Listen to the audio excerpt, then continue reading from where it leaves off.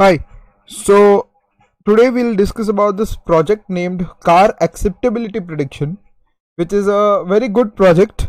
In if you're just starting as a if you're just starting your career in a data science, then this is one of the starter or intermediate type of projects, because here you will learn about many algorithms and a little bit of data analysis. So what does this project say about? It's straightforward, which is written in the PPT. It predicts whether the car is acceptable or not after the maintenance or the service period of a car. So basically, after we purchase a car, then we have to give a car for servicing, and then if there are any defects or anything of that kind, then post servicing we can get it, and we can say whether it is acceptable or not. Even we can consider it as before manufacturing or before coming into the production, after manufacturing and before getting into the production, whether the car will be acceptable by the people in the public or not. So at what range? So there are four kind of classes as per this data set. One is acceptable, one is unacceptable, one is good, and one is very good. So it's a multi-class classification problem, and here's the flow of it: loading the data frame, performing pre-processing, performing exploratory data analysis, performing feature selection and selecting the best algorithm, and then integrating the model with Flask and Bootstrap, and then deploying it on Google Cloud Platform. Okay, so let me show you the demo of this. So here's the demo. So here we'll be little bit focusing on how to make templates also in this. So over here, making templates is a extra skill which you will learn from here. So first is, how will you kind of give a description about the data from where the data is being scraped in this alert, and then there is this form, and then there is the information about the data set of which we are using.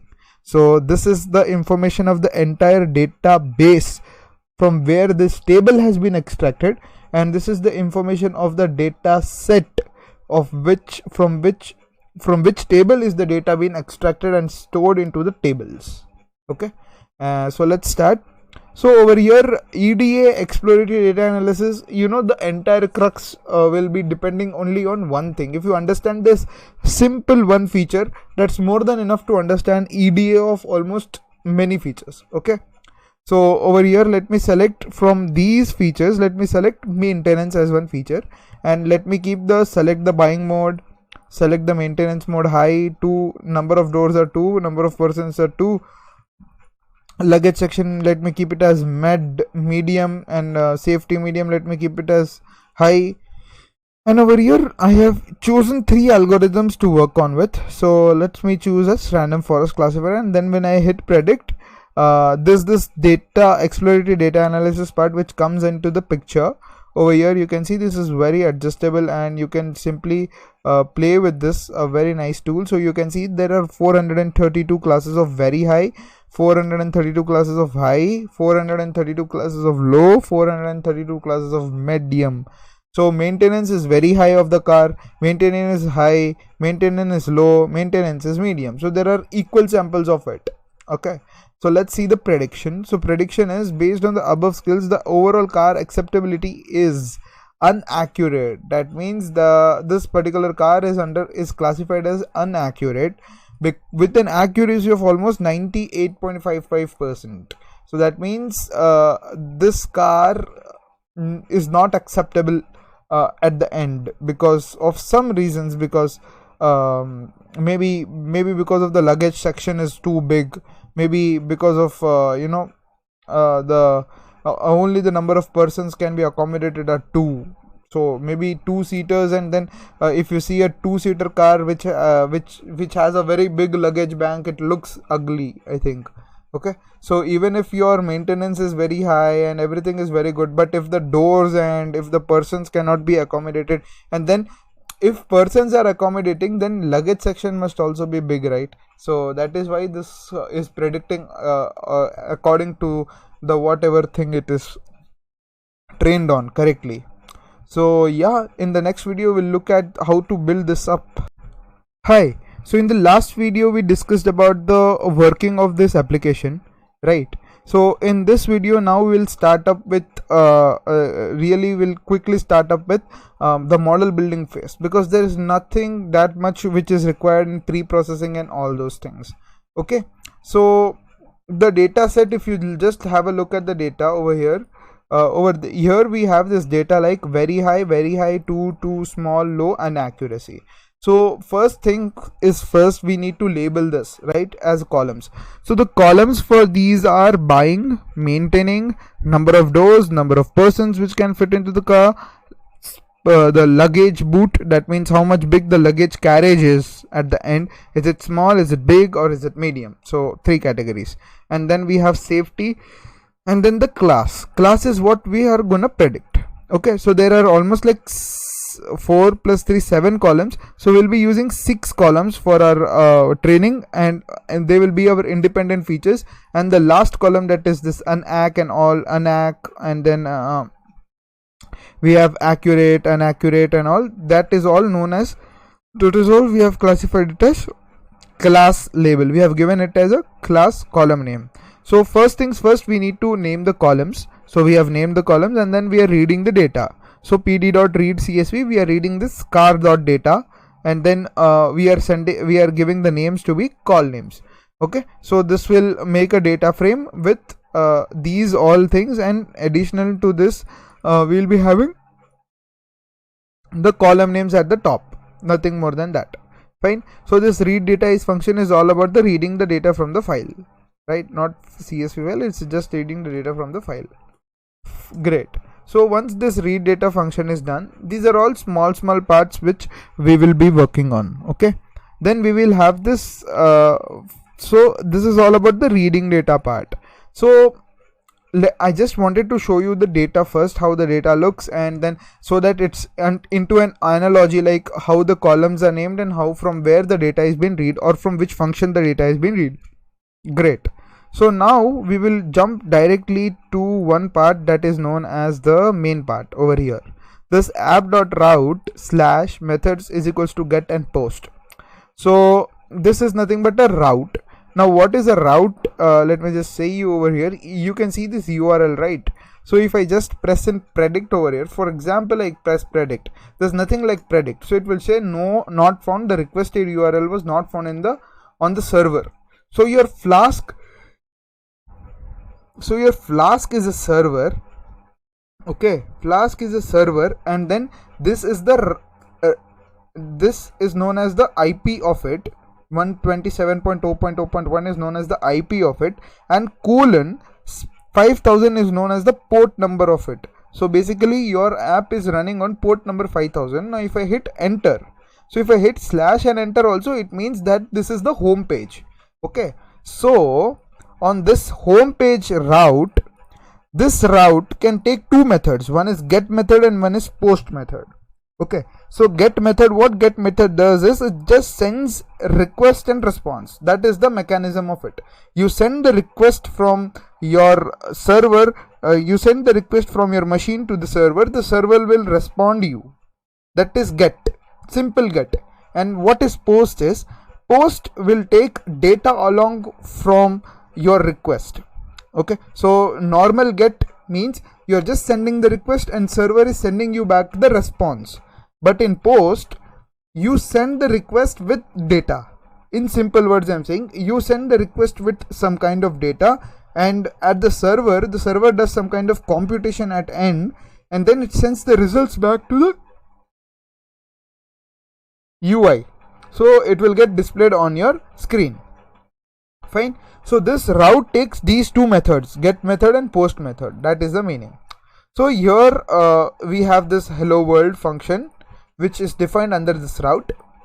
So over here, get mappings comma data is equals to label encoding of read data. Now in the starting only I said that we have this read data function, right? What does this read data function do? It reads the data frame from the file.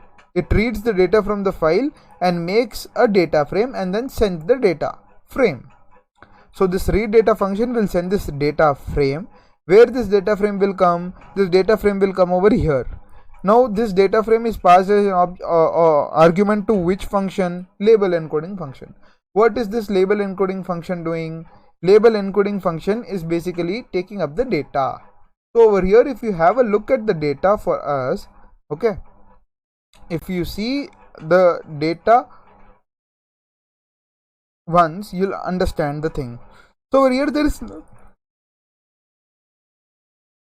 over here there are no numerical values as such. Numerical in the sense 10.2, 11.2, 11.43, 10.55, 11.67, like that. That is all considered to be as continuous numerical values. But over here we cannot find any of them. We are finding either ordinal numerical values or categorical values.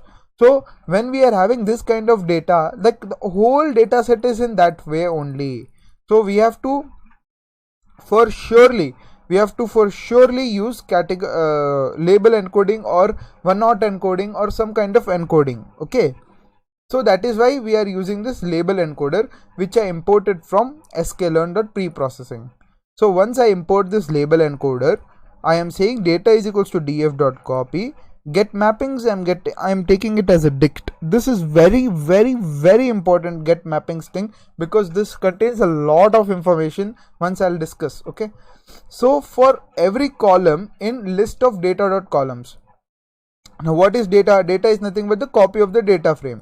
We do not want to make changes directly to the data frame. We want to make changes to a copy of the data frame. That is why I made this data is equals to df.copy.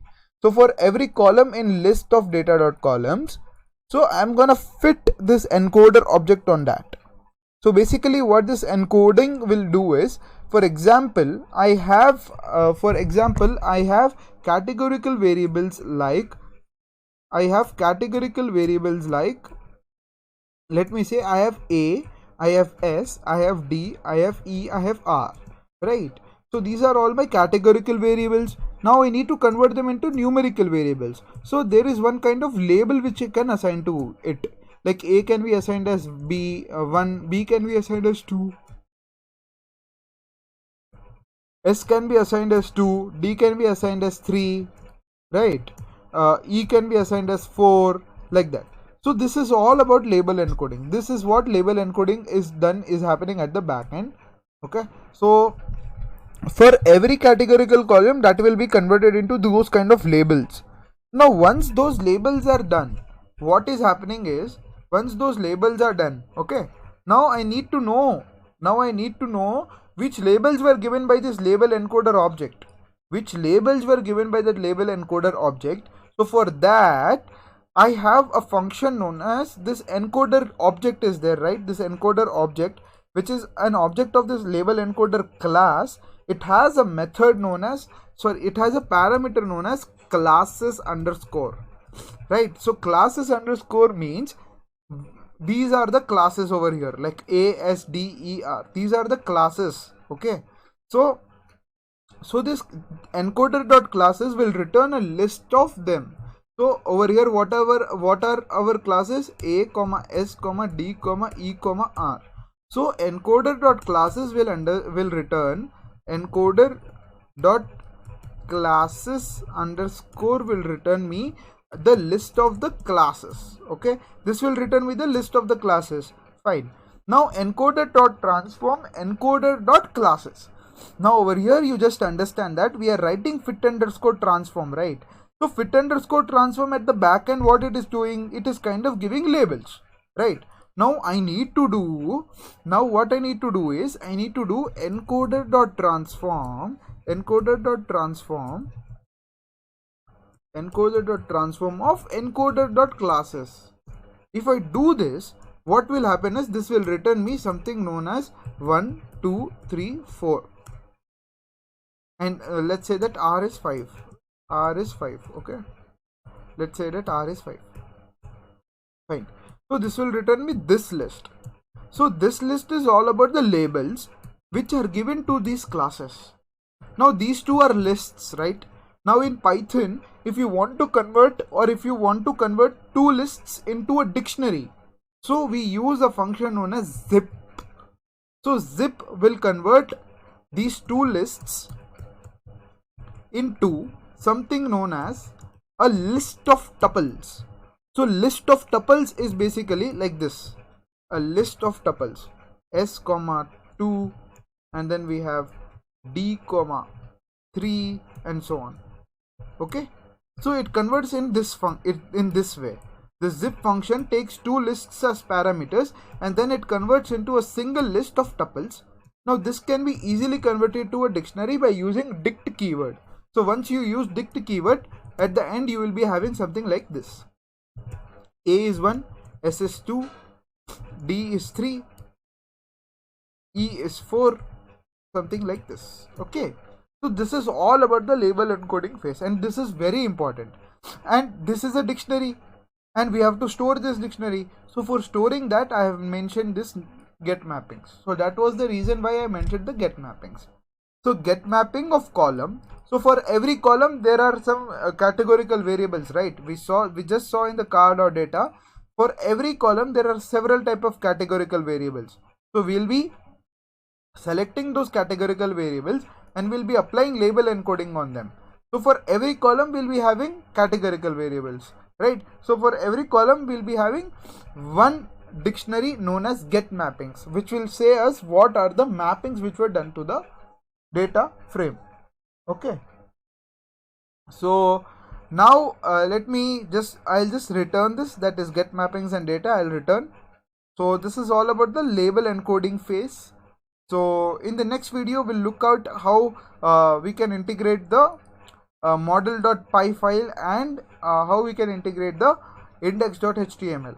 So in the last video we understood how this label encoding function is happening at the back, and now we will be looking at one more important thing, that is the model building phase. Okay, so we know that there are all categorical variables, and in order to deal with categorical or ordinal variables, the option is we have to kind of make the encoding class, right? And that we made. So now we will be discussing about the model building phase. So what this model building file is all about, it's very simple. This file is all about all the classifiers like logistic regression, random forest classifier, decision tree classifier, k nearest neighbors, SVC metrics. Fine. So what I will be doing here is, it's very simple.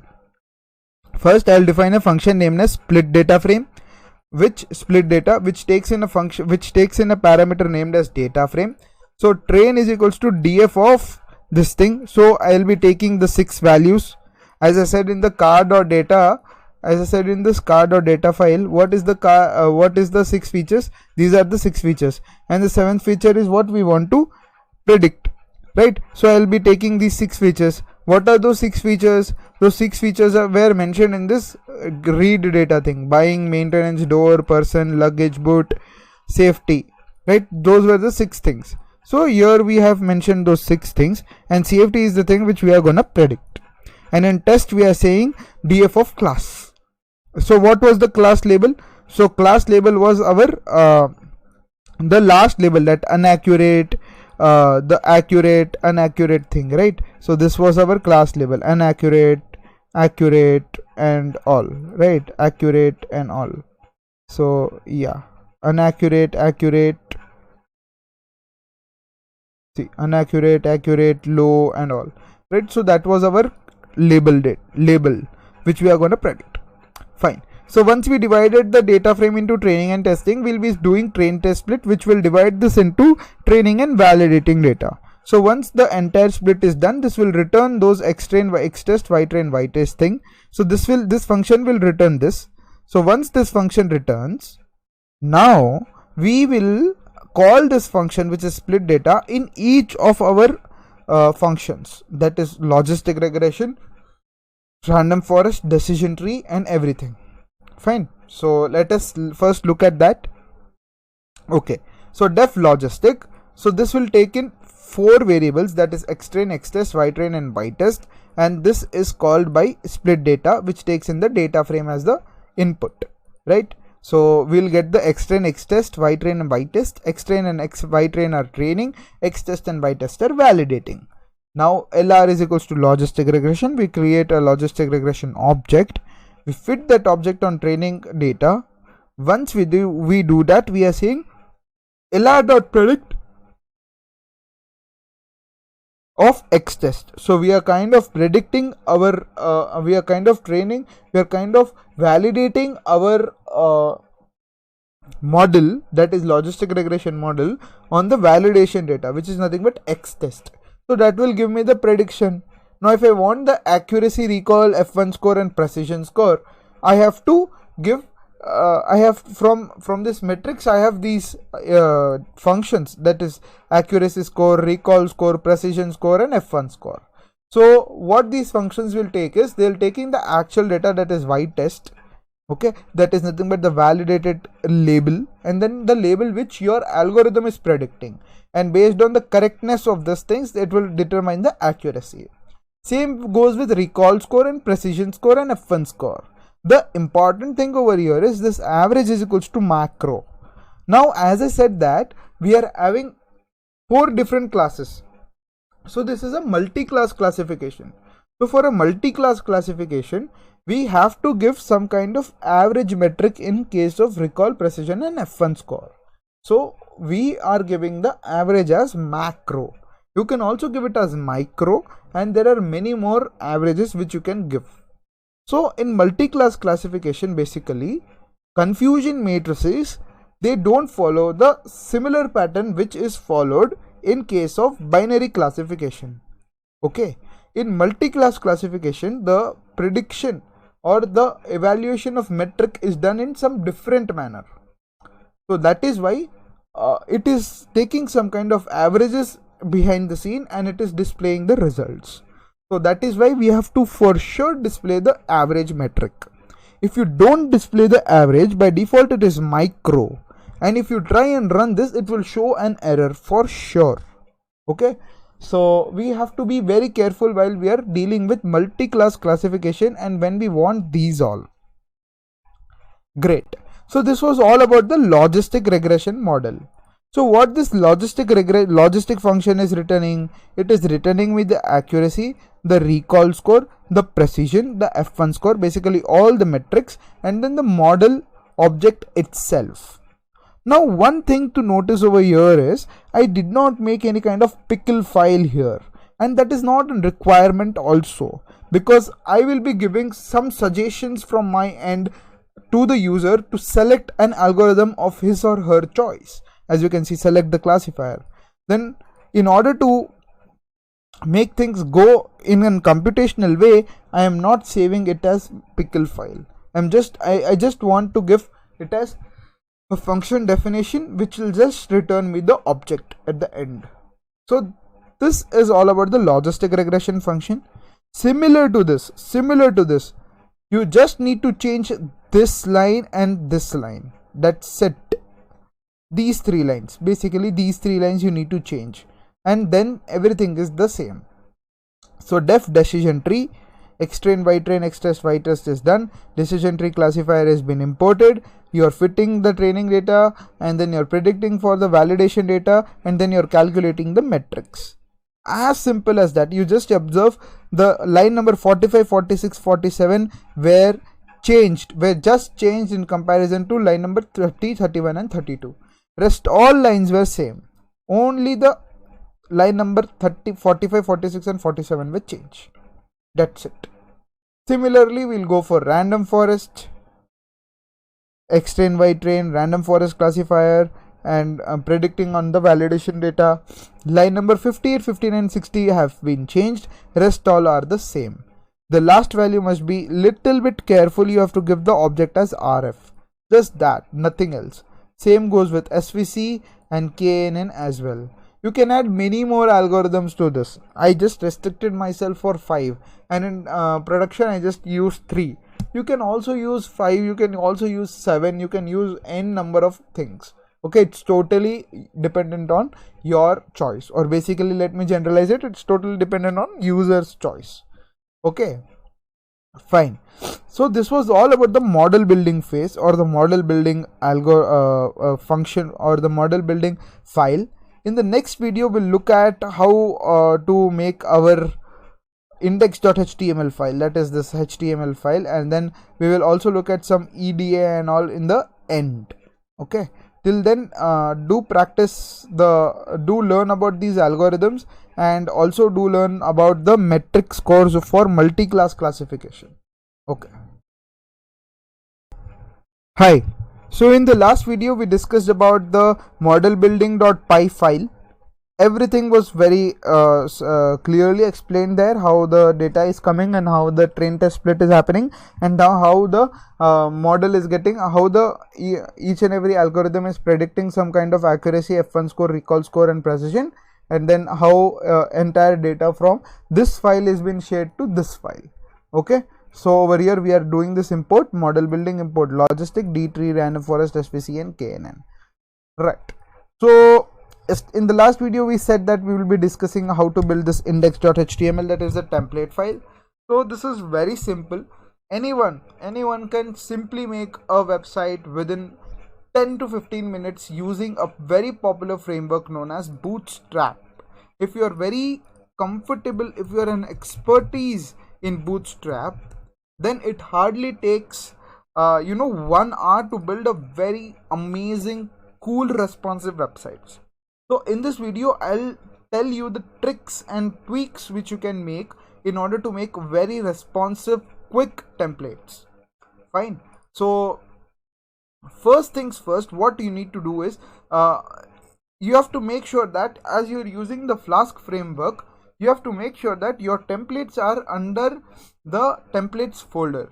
This templates folder is very important in case of Flask framework, because Flask has a function known as render template. So this render template, it automatically looks into the present directory where you are present, and the definition of this render template function is over here. You can see template name or list text, iterable text. That means it is inside the templates folder. You have to mention all your templates, otherwise this will show an error. Okay, it's against the rule of Flask. So inside the templates we create an HTML file, that is nothing but this index.html file. Now for order to understand things more clearly, how to use Bootstrap, I'm gonna just make a dummy file so that it's easy to understand the things of how practically Bootstrap can be implemented. Fine. So this dummy file I made inside the templates, I'll move out of it. Right. So over here what I will do is I'll just change my mode from Django to HTML, and then I'll be simply doing the following things. Just follow according to me. Just go to docs, copy the starter template, come here, paste it over here, Ctrl S to save, and hit on go live. So go live is nothing but the live server. So in order to get the live server in Visual Studio, it's an extension. So just type in live server here, you will get the option for it, live server. You'll get the option for live server over here. Just go to here and just install this. It's already installed in my case, so I'm just skipping it. So yeah, you can do it in that way. So now in this dummy.html I copied the file. I just copied the Bootstrap file and I was ready, and then I hit on go live. So once I hit on go live, so this will copy this will render me this dummy.html on my web, okay, on the browser. So now what I need is I need some kind of alerts.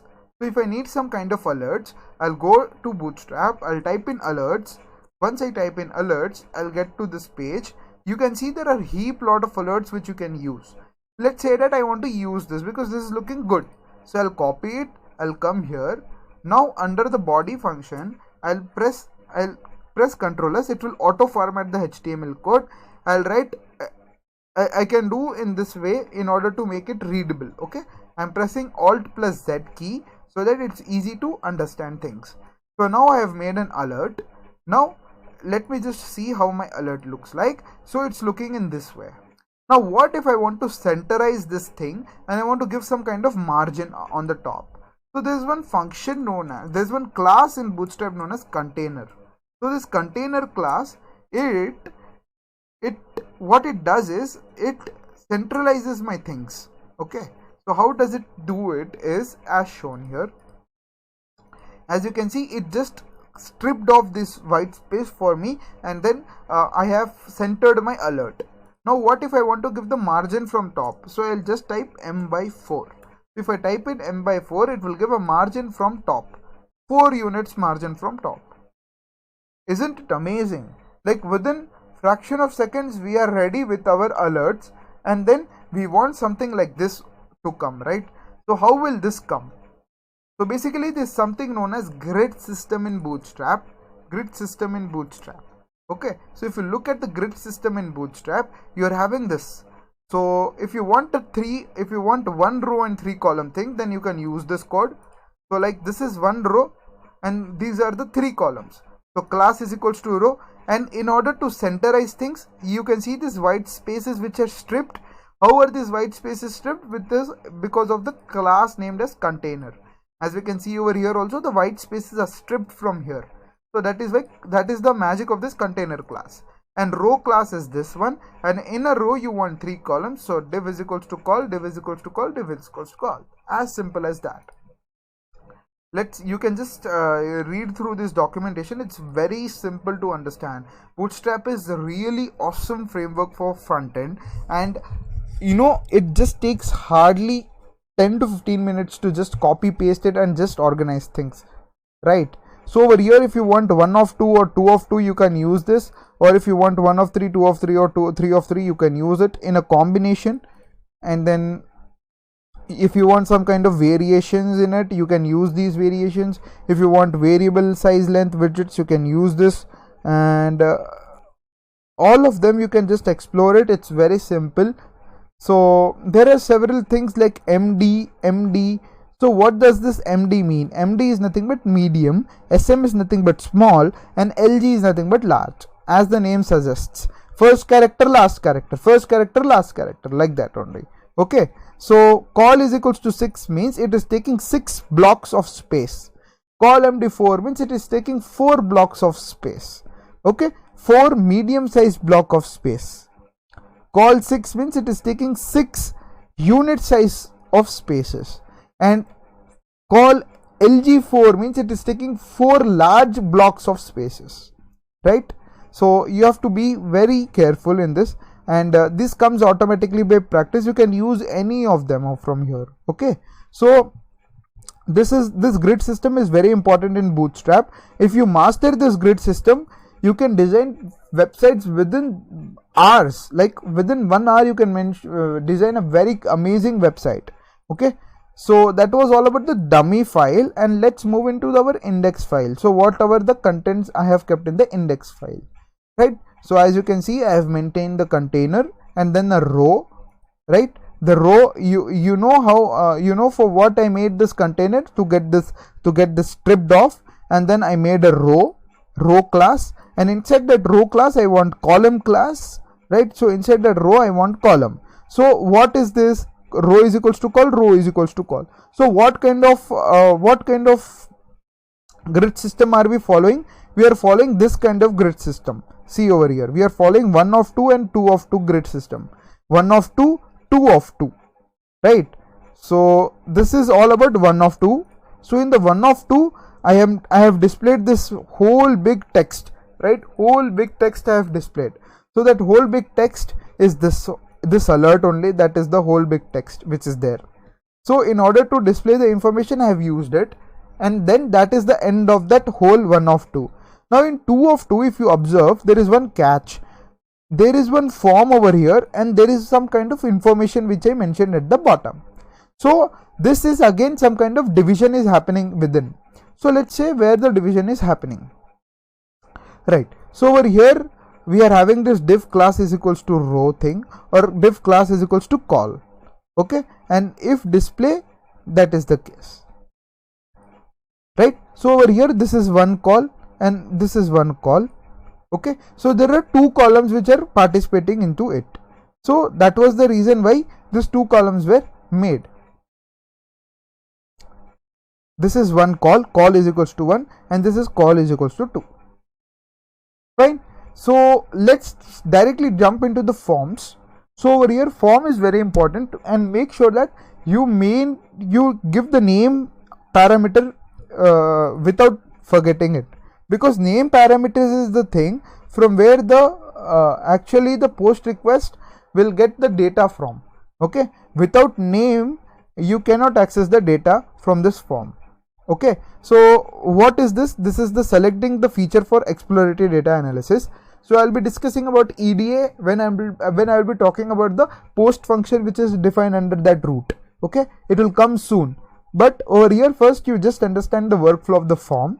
So over here this is the select box, which looks something like this, right? This select box, five options are there, 5 options I have mentioned here. So this is one part, and in the second part, this is all about the selection thing. That is not a form, this is a form now.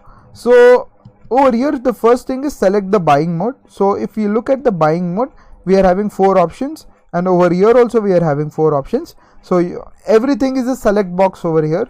So just what you need to do is you need to drag this. A simple method is you need to drag this, do Ctrl D and come here and press Ctrl/. It will comment out. You type some name, you type some comment here, and then you adjust the values of the form according to the feature. As simple as that. As simple as that.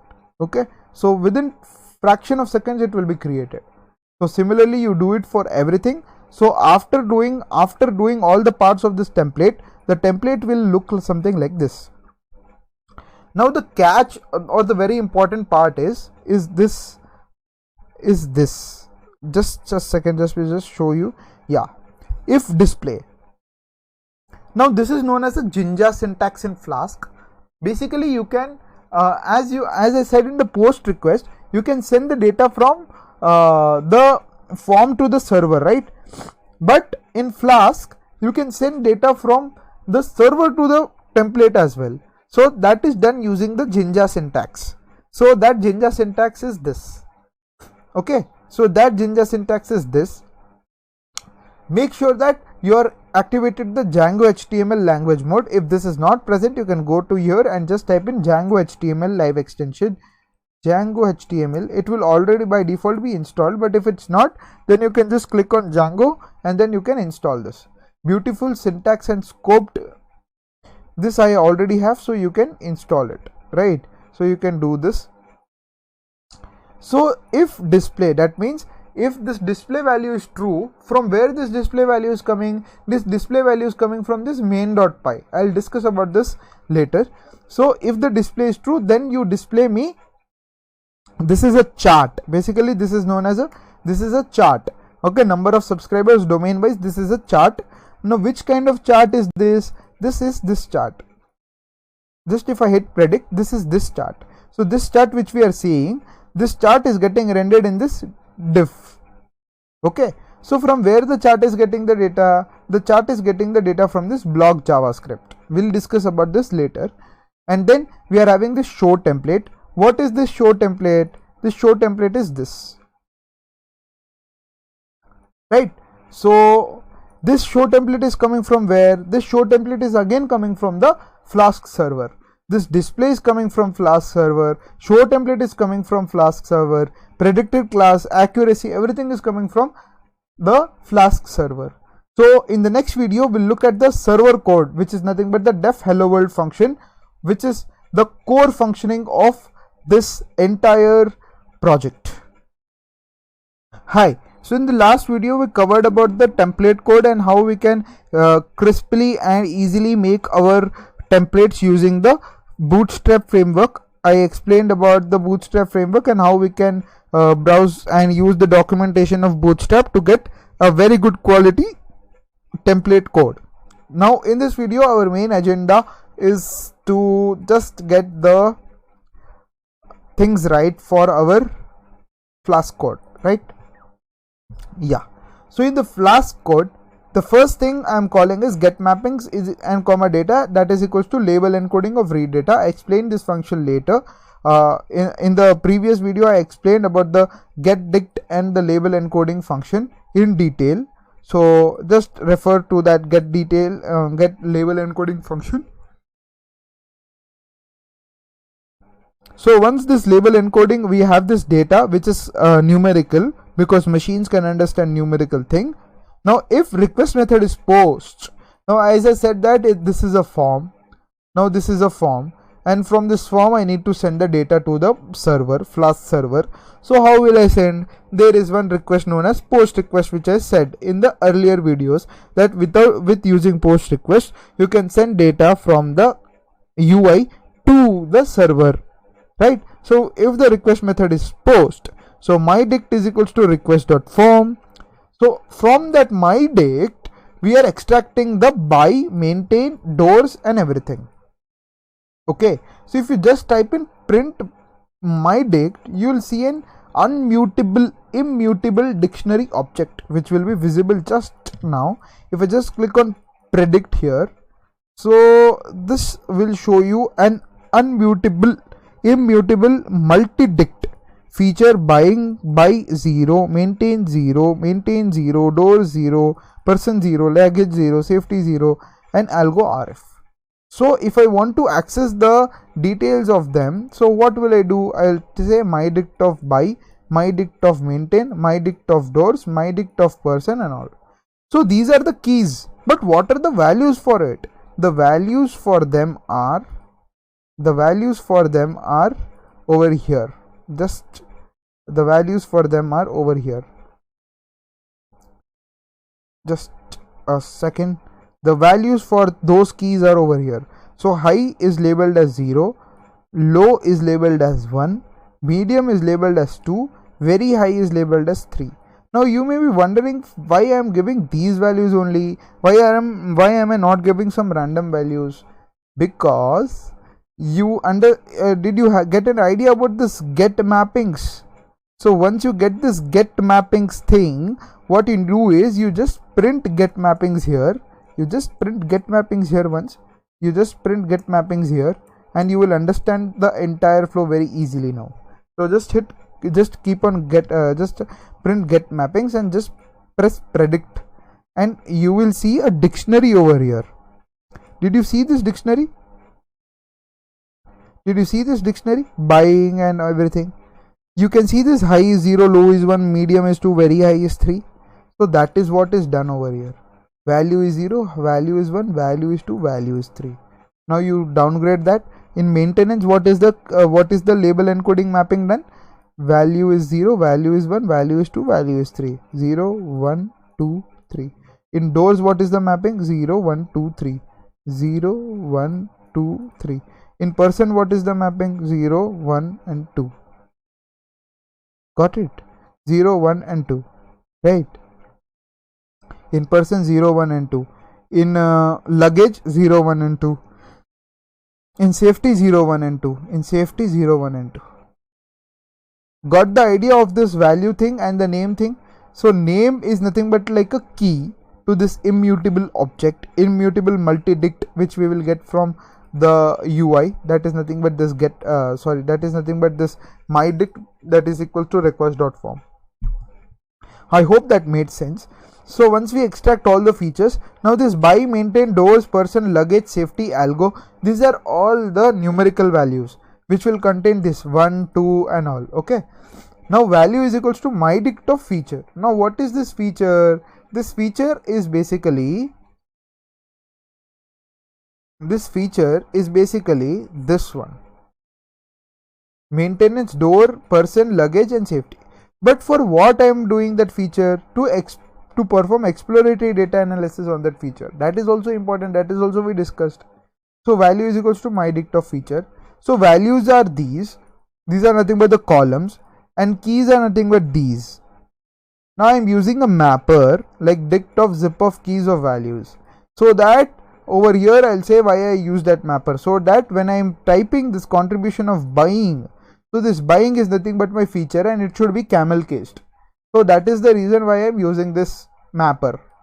Okay. Value count is equals to get dict of value. Now this get dict is a function here, and what it is taking as a parameter? It is taking the parameter as value. So this value, what value? From where are we getting the value? The value we are getting from here: buying, main, doors, persons, luggage, safety and all. So let's go to this function. So this function, what it will do, it is just returning me a dict. It is just grouping the data by column name that is the column which we are passing. Let's say I selected maintenance, so it is grouping the data by maintenance, and the other group is done by on classes. Okay, so it is grouping the data by maintenance and class, and then it is returning me the count. That is the simple EDI which you can perform in this case. Okay, grouping the data by a column with respect to the dependent variable, that is nothing but the with respect to the independent variable, that is nothing but the class in this case. And what kind of metric do I want, or what kind of sum do I want? I want count, so that is why count. Fine. So this is all about this, and then the value count will get the dictionary. So now this dictionary, what it will do, I'm doing a kind of an algorithm mapper for selecting the algorithm, because over here I have mentioned some kind of select the classifier as well, right? So I'm selecting the classifier as RF, random forest of data. Where are these random forest functions defined? If you remember, we defined them in model building.py. Random forest function is in model building, decision tree is in model building.py.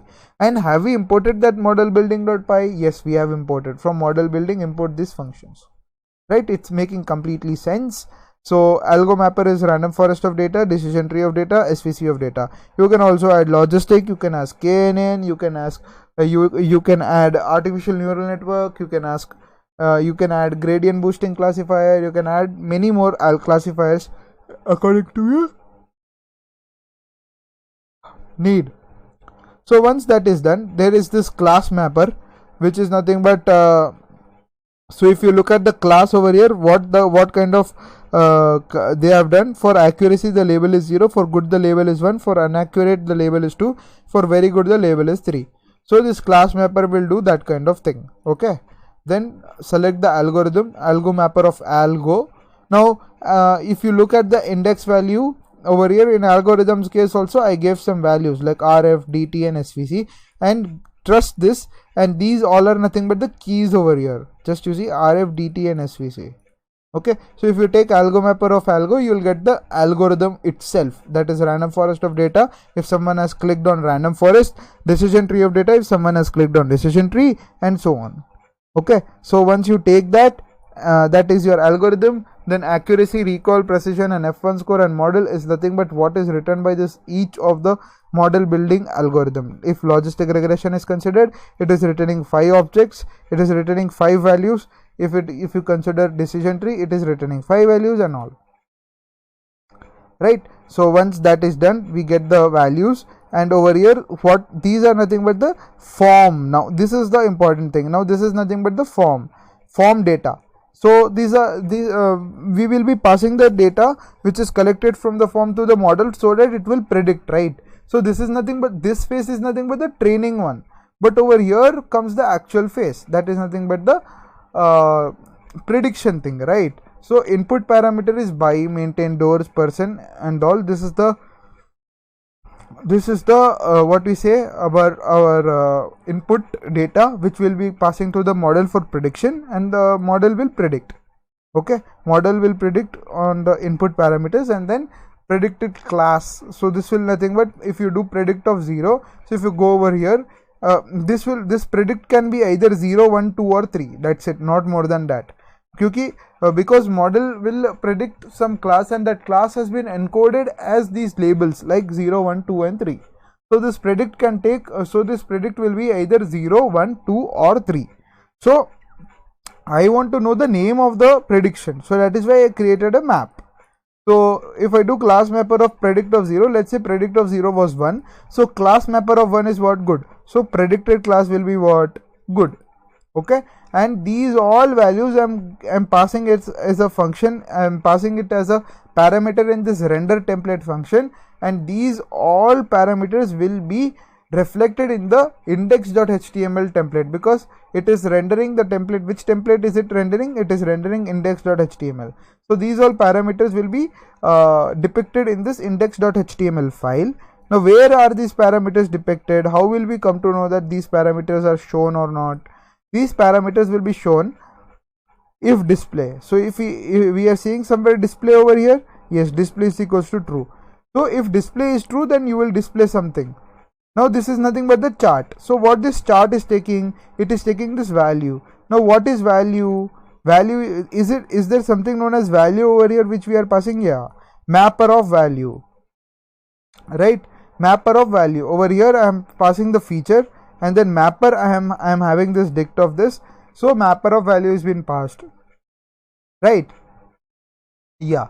So these are all the various things which are being passed from the Flask server to the index template, and these are all rendered with the help of Jinja syntax over here. Fine. So let's look at the JavaScript code, which is purely based on the EDA thing. So that we will consider in the next video. Hi. So in the last video we completed the main.py function. The only thing which is left, which is to be discussed, is the JavaScript code. Now what is this JavaScript and how JavaScript is coming into the picture? Basically JavaScript is basically because of this charts. So these charts are basically of d3.js, or we can say chart.js. So this chart.js is a very amazing library, or for open source HTML5 charts for your website, as you can see. Okay, so these are on demand, you can get easily.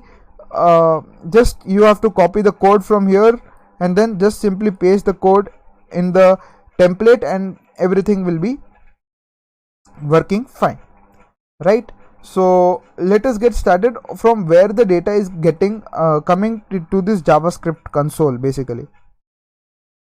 So over here we have this value feature, right?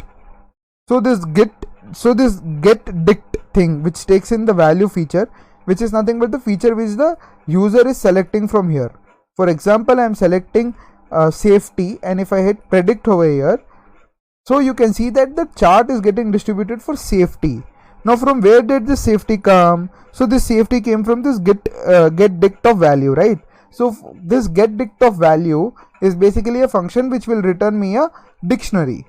So when there is a dictionary returned in Python, in JavaScript that is called as an object. In JavaScript that is an object. So this value count is being passed over here as value count is equals to value count. Now if you want to integrate JavaScript in Flask, you have to first mention this block JavaScript and end block JavaScript and end block. If you do not mention this, then the entire code will be wrong. The JavaScript will not work. If you want JavaScript to work, you have to mention these. And one important thing is these libraries. So chart.js has several script files which you have to keep it into the head of your template if you are using these for charts. Okay, so that is nothing but chart.js, d3.js and d3.js. So once everything is done fine, what is the thing now is we are saying mapper is equals to mapper of safe. So if you don't keep safe, means the JavaScript will understand that the data is coming from some unknown source and it will mark it as null. But if you keep it as safe, then the safe keyword is kind of a blend of Python saying JavaScript that hey, I want to pass a key value pair which in your language is known as object. So please do consider it. So mapper of safe will do that. Now when you console log it, so if you just see the console of this, you can just see the console of this. So if you see the console of this, you can see this object. You can see this object, right? So that is what I was saying. In JavaScript, Python dictionaries are known as objects. Okay. So if you want to declare an array, now I need to separate the keys. That is nothing but the keys and the values I need to separate. So for that, I'm declaring two arrays named as keys and values. So for const item in mapper, so for every item in mapper, you push the keys into the keys list and you push the values into the value list. That's it. This is all about the JavaScript. So you are having all the keys in keys list, you are having all the values in the values list. Now if you want to draw a donut chart, so if you want to get a donut chart, you go to this place and just type in donut chart over here, donut chart, donut and pie charts. So this is a donut chart. So you can just go to setup, you can copy this const data is equals to thing, or you can come down and there in the bottom you'll get some kind of more specific things. Okay, you can copy them from here, or you can go to general, you can go to data structures. Okay, you can explore this a heap lot of things. So over here const data is this you can do padding. If you want to, you can give some kind of padding and everything. Okay, so over here I am using this. So var ctx is equals to document.getElement of chart, get context of 2D. Okay, so this get element by id of chart. So where is this chart id documented in the entire HTML? It's documented over here, chart. You can see this chart. So canvas is equals to height 400, width 400, id is equals to chart. So what is this script file targeting on? It's targeting on this chart. So what is this chart actually? A canvas. So this is actually a canvas which has been displayed over here. So this is the canvas. Okay, this entire thing is considered to be the canvas. So yeah, so we'll get that, we can select it. In that, what we need to do, we will pass that ctx and we want to display a donut chart in that canvas. So from where will we get the donut chart? We are having this data thing, right? So from where are we getting it? From the chart.js library. You just search it over here, donut charts, donut and pie charts, or whatever you want. You just search it. You just go here. You just say setup actions. You can add data. You can hide. You can show. You can hide 0,1. You can randomize. You can do a heap lot of things out of this. You can add the data set and so many things. You can get so attractive charts like this. Not only this donut chart, you can see here a multi-series pie chart is there. If you want the code, see everything what you need to do over here is, if you want to display a chart, these lines will be remaining the same till 266. It will be same. Type you need to change, because type over here we have, see, type is equals to pi. In case of radar and skip points, type will be radar and everything. So you have to make sure that you are selecting the right type for your chart. And then what? Label is nothing but the keys, and data is the thing and on which basis the chart will be printed. So that is nothing but the values. So keys and values, we know that x and y relationship, that is what has been plotted, and this is all the background colors which you can give. So this is all about the JavaScript part on our project.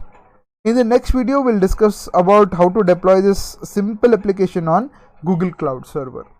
Okay. Hi.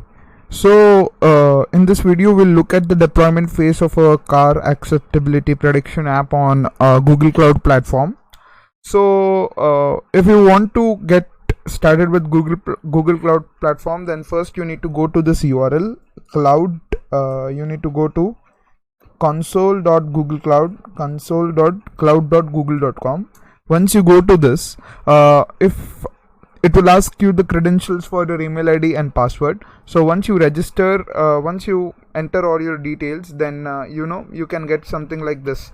You'll get an interface something like this. Once you register all your once you provide all your information like email ID and password, you'll be getting this kind of platform.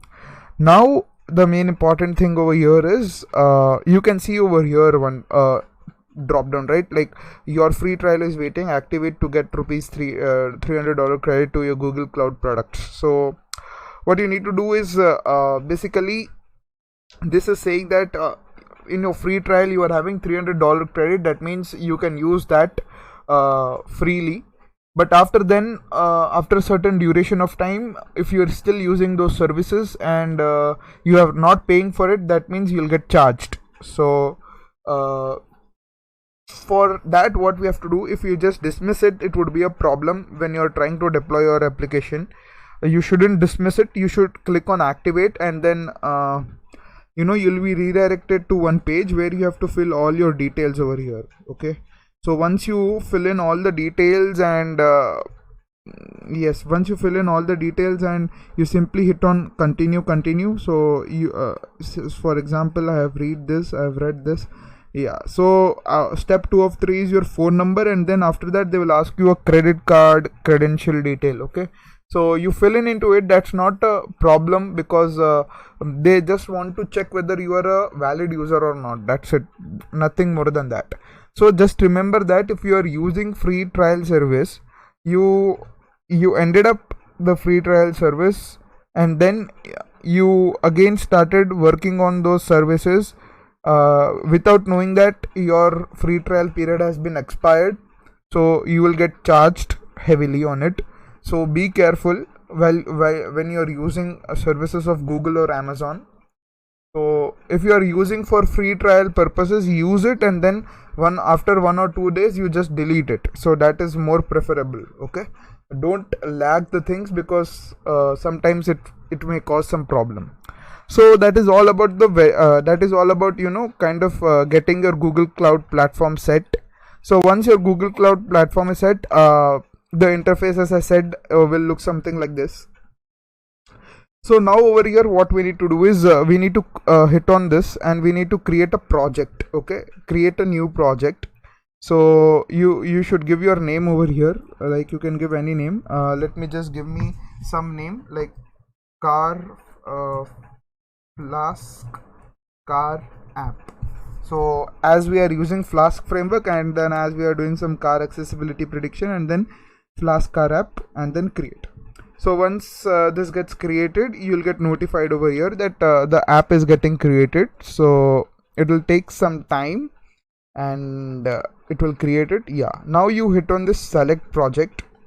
So once you select the project, now what you need to do is a very important step.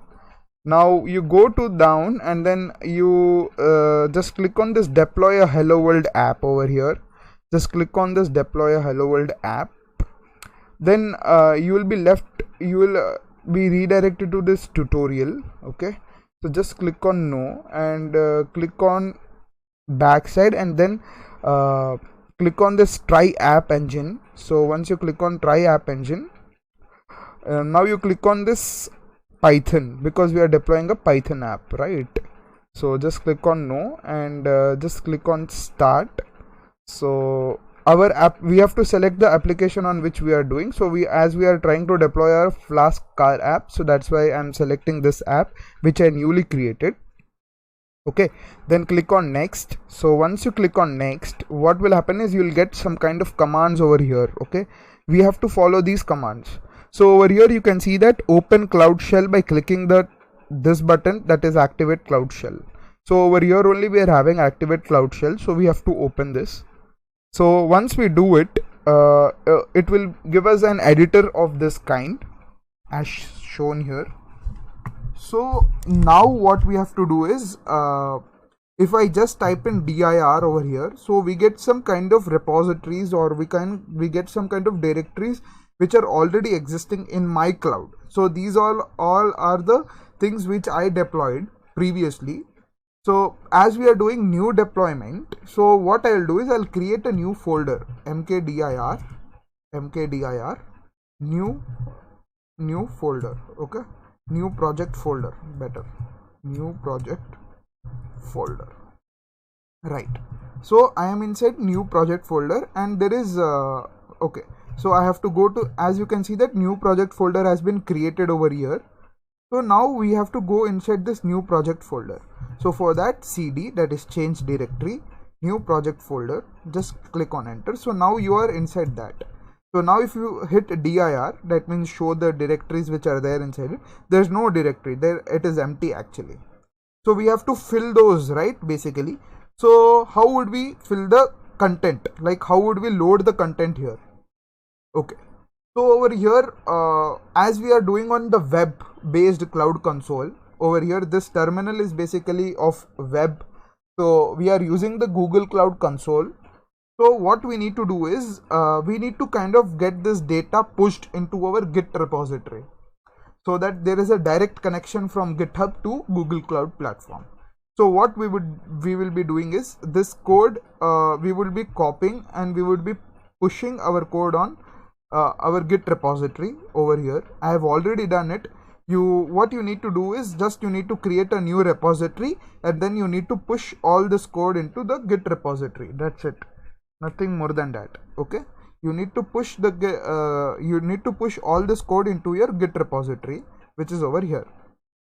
Fine.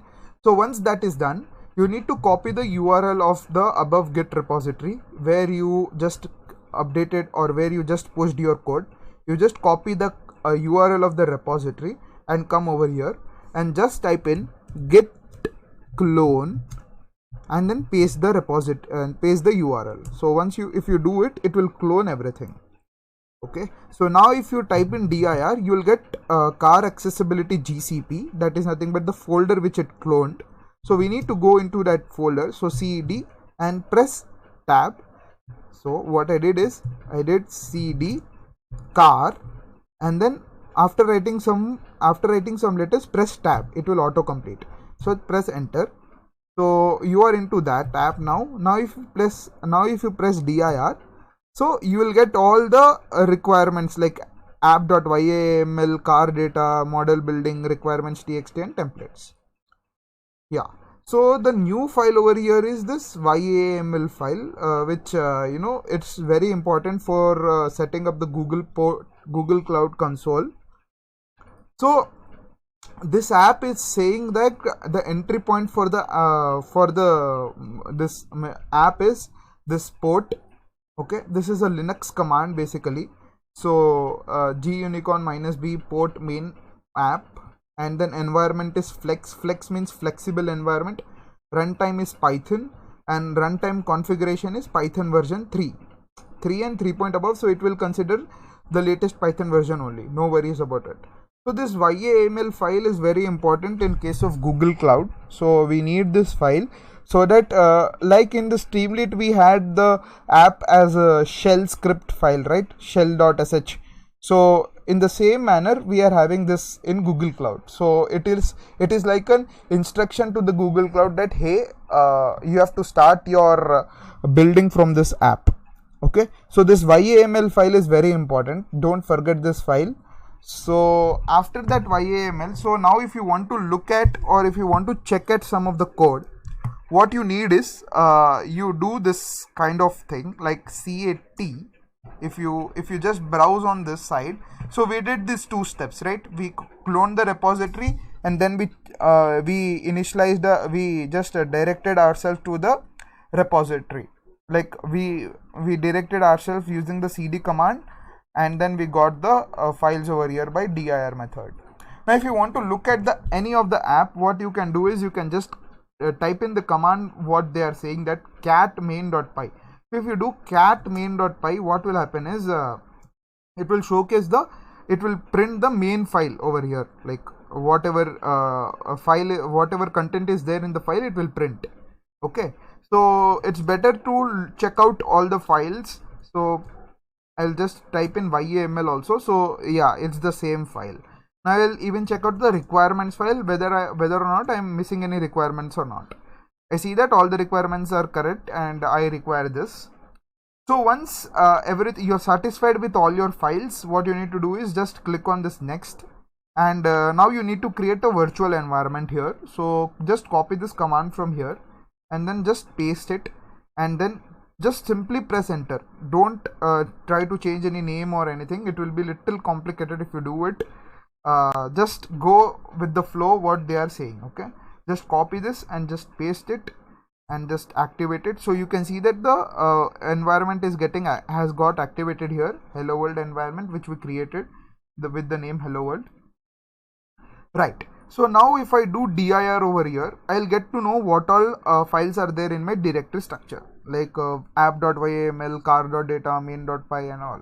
Okay, now what I need to do is I need to install all the requirements. So just copy the command which is present over here, pip install -r requirements.txt.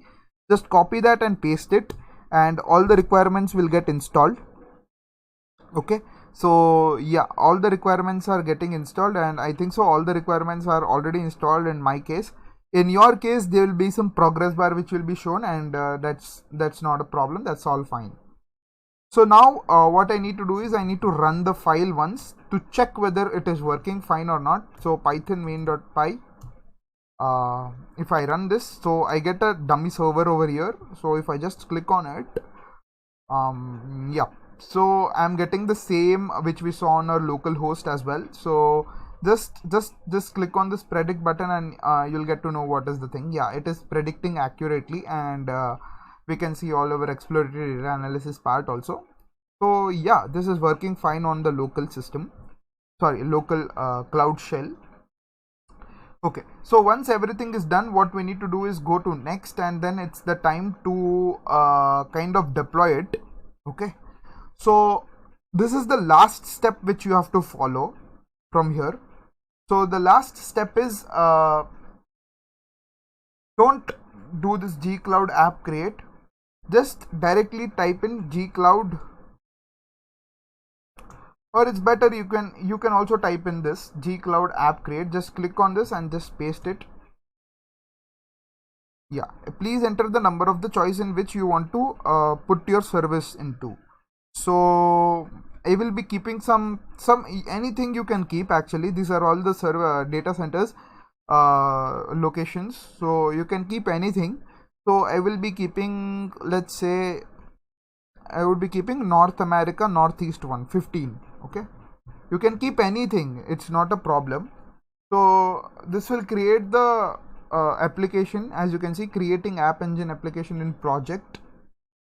Yeah, so now over here they are saying that your thing is done. So now please use gcloud app deploy to deploy your first app. So over here also, whatever the command they are saying from here, just copy that and then just paste it here. And this is the last phase. So the deployment will take a little bit time. It will take some 5 minutes or so. So after this you will be getting an URL. See, after the deployment of this, you will be getting an interface like this only. Okay, you will be getting an interface like this after the deployment. You can easily figure it out that the deployment has been done. So once the deployment has been done, what you need to do is you need to go to this ID which they are given here. So just click on this ID, click open link on new tab. Now it will show an error because we have not pushed our files yet onto the server.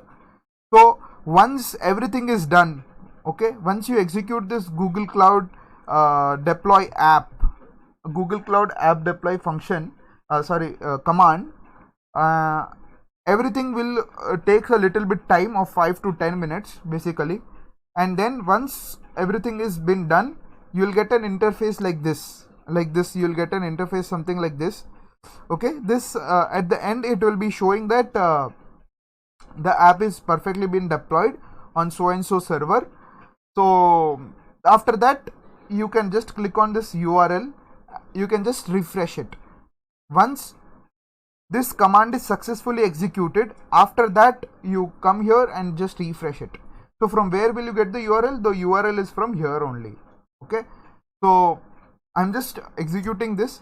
It will take a little bit time of 5 to 10 minutes. As you can see over here, descriptor, this is this descriptor Flask car app, and you are having the URL also, target URL, that is https flask car app nn.r.appspot.com.